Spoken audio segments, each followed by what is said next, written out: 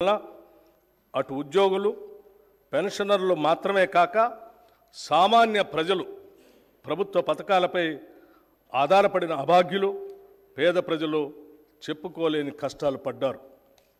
మా ప్రభుత్వం ఏర్పడే నాటికి కుంటుపడిన ఆర్థిక వ్యవస్థను గాడిలో పెట్టడం మేము ఎదుర్కొన్న పెను సవాలు.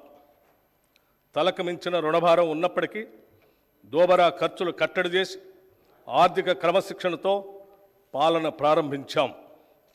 తద్వారా ఉద్యోగులకు పెన్షన్దారులకు సకాలంలో జీతాలు చెల్లించడానికి వెసులుబాటు కలిగింది. ఈ సంవత్సరం మార్చి నెల నుండి 3.69 లక్షల ప్రభుత్వ ఉద్యోగులకు 2.87 లక్షల పెన్షన్దారులకు క్రమం తప్పకుండా ప్రతి నెల మొదటి తారీఖున జీతాలు పెన్షన్లు చెల్లించడానికి మా ప్రభుత్వం చర్యలు తీసుకుంది. డిసెంబర్ 2023లో మా ప్రభుత్వం రాష్ట్ర ఆర్థిక స్థితిపై శ్వేతపత్రం విడుదల చేసే నాటికి 6,71,757 కోట్ల రూపాయల అప్పులు ఉన్నట్లు తేలింది. గత ప్రభుత్వం చేసిన అప్పులైనా ప్రభుత్వ పరంగా బాధ్యతతో వాటి తీర్చేందుకు అన్ని చర్యలకు శ్రీకారం చుట్టాం. మా ప్రభుత్వం ఏర్పడిన తర్వాత 35,118 కోట్ల రూపాయలు రుణాలు తీసుకోగా గత ప్రభుత్వం చేసిన రుణాలలో అసలు వడ్డీలతో కలిపి 42,892 కోట్ల రూపాయలు బకాయిల్ని చెల్లించాం. అంటే మా ప్రభుత్వం తీసుకున్న రుణాల కన్నా 7,774 కోట్ల రూపాయలు ఎక్కువగా రుణాలు ఈ కొద్ది నెలల్లోనే చెల్లించడం ద్వారా మా చిత్తశుద్ధి అర్థమవుతుంది.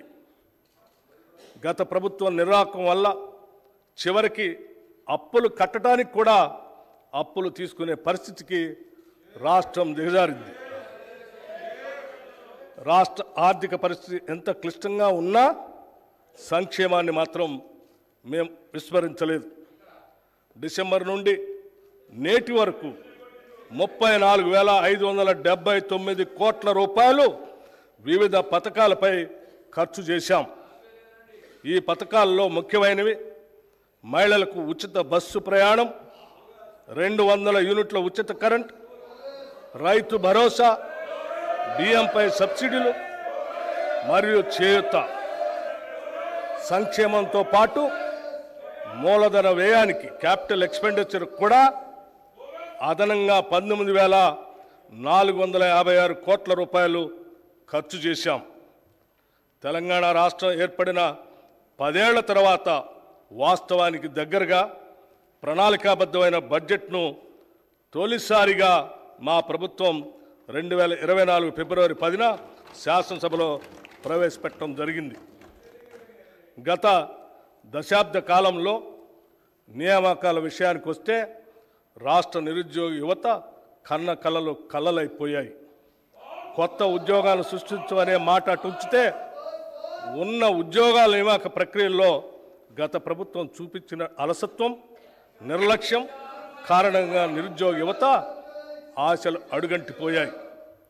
తాము చేపట్టిన అరకొర ఉద్యోగాల నియామక ప్రక్రియలో చోటు చేసుకున్న అక్రమాలు, పేపర్ లీకేజీలు, అసమర్థ పరీక్షా నిర్వహణ వల్ల అర్హులైన యువతకు ఉద్యోగాలు రాని పరిస్థితి దాపురించింది.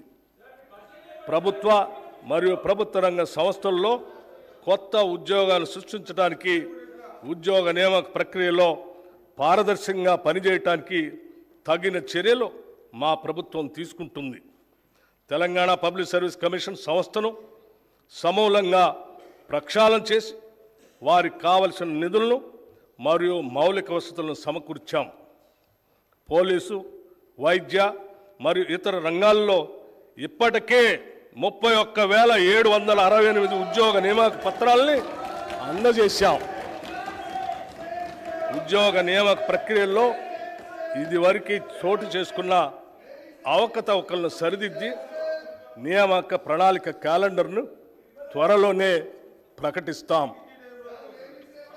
గత ప్రభుత్వ వైఫల్యాలను గమనించిన రాష్ట్ర ప్రజలు మార్పును కోరి ఇందిరమ్మ రాజ్యం కోసం కాంగ్రెస్ పార్టీకి అధికారం ఇచ్చారు.